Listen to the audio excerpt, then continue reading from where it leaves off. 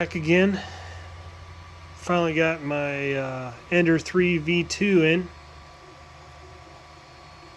Took quite a bit of time to assemble this one. It's probably because I bought the upgrades that were recommended for it and was building it at the same time, so I was going back and forth between reading directions. So I ended up putting the Seagull Metal Gear extruder on from Creality with the Bowden tube and the magnetic removable PEI sheet. And then on the rear I put the dual stepper motors for the Z to kind of help with backlash and so it doesn't sag. And so far it's been a great machine.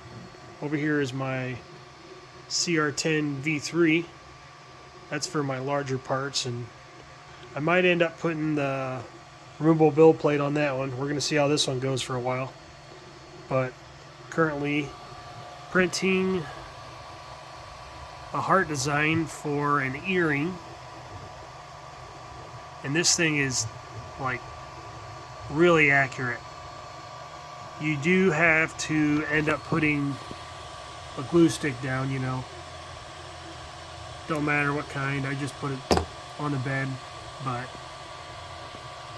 as long as you put that on there and you've got the right temperature settings, currently running at like 75 millimeters a second, and it has not once lifted. But I'm also using a glue stick, so that probably helps quite a bit.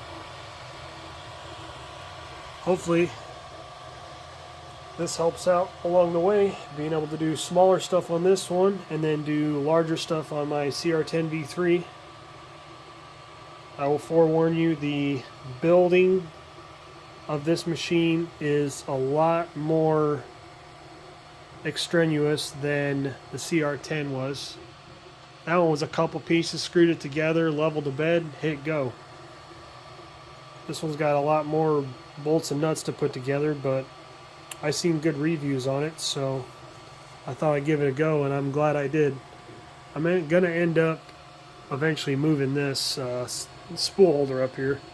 I don't like how it's got extra weight on the Z, but thankfully I got that dual Z stepper motor in there, so that ought to help a little bit. And so far so good. We'll see how she goes.